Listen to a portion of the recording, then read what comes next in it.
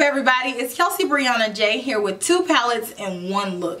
In this video, I'm going to be using two new palettes from Natasha Denona, the Gold palette and the Safari palette. I wanted to combine these palettes together to bring you a look because, like I said in my Safari palette, which is an all matte eyeshadow palette, I said I would be happier with my look if I combined this palette with shimmery eyeshadows. And lo and behold, she just launched this palette. So of course, I wanted to bring you guys more looks. And what better way to do it than to combine the two palettes that she just launched. So if you want to see a look from each palette individually, I did do individual reviews and swatches and looks using these palettes in their own videos. I will have them linked within this video as well as down in the description box. But I wanted to combine these two palettes to create a look for you guys. So with no further ado, let's go ahead and jump into it. I'm going to first go in with the Safari palette and take the color Desert Date with a Tom Ford number 13 brush. And I'm going to fluff this above my crease, and this is going to be my transition color. And I'm just going to build it up until it's completely opaque. Like so. Same palette and same brush, and I'm taking the color Amara. And moving slightly down directly in the crease, I'm going to apply this color. Back and forth, careful not to cover up Desert Date, so just bring it down and we're going to create that really nice gradient. Switching brushes to a Chikuhodo GSN 10 brush. This is a more tapered blending brush. I'm going to go in with the color Fata Morgana. I believe is how it's pronounced, again from the Safari palette. And I'm going to take that right on the outer corner. And let's tap this on the outer corner and lightly begin to bring it up to the crease color. But this color is very pigmented. So just lightly begin to diffuse this color up. Not too quick because we don't want to muddy up this look. But deposit the majority of the color on the lid and then gradually begin to diffuse it. And if you need to, go back with your other brush with a little bit more of that Amara color and lightly blend it just to make sure these two colors are seamless.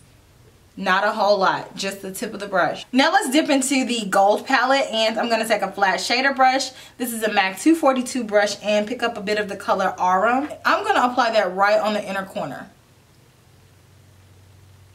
And pack that on and blend it over. And same brush, and I'm going to take a bit of the color Oro. This color is very pigmented. Pack this color in that empty space. Oh my god, that color is beautiful. Pack that color on that empty space. Make sure you blend it with the inner tear ducts color as well as this blue. And then blend it up to the crease. We're not going to take it all the way in the crease though. And just pack this on.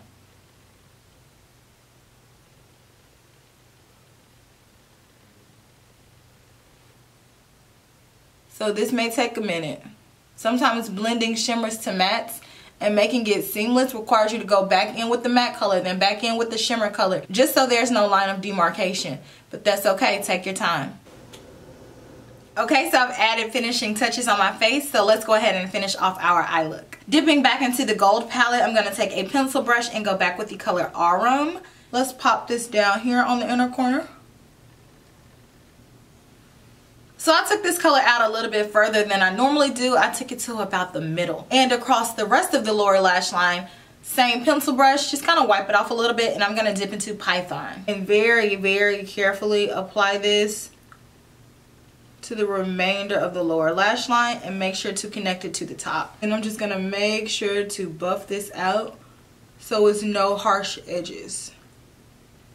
So this is not really the color that I was expecting it to be. I thought it would be more tealish and lean more blue, but on my complexion it looks more green. So I'm going to go over that with this color. This one is called Aurora, same brush, and it's more so of like a glitter.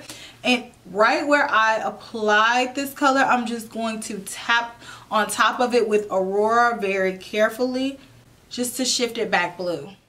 So here's the final look using the Natasha Denona Gold palette and Safari palette. So if I'm looking at the two palettes and I'm like, which one would I choose? I would definitely go with the Gold palette just because I feel like the quality of the eyeshadows in this palette are better formulated than the Safari palette. I don't dislike the Safari palette. I know there's been a lot of back and forth about it.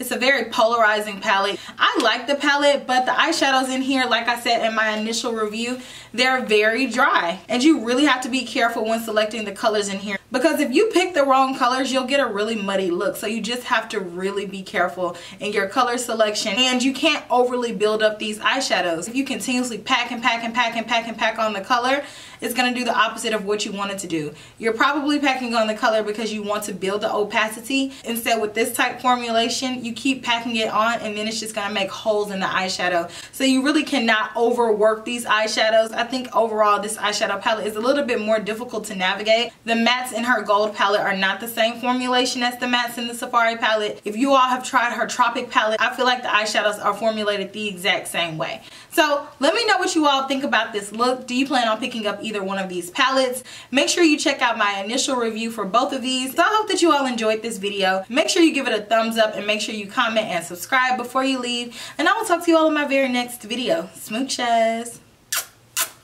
Bye.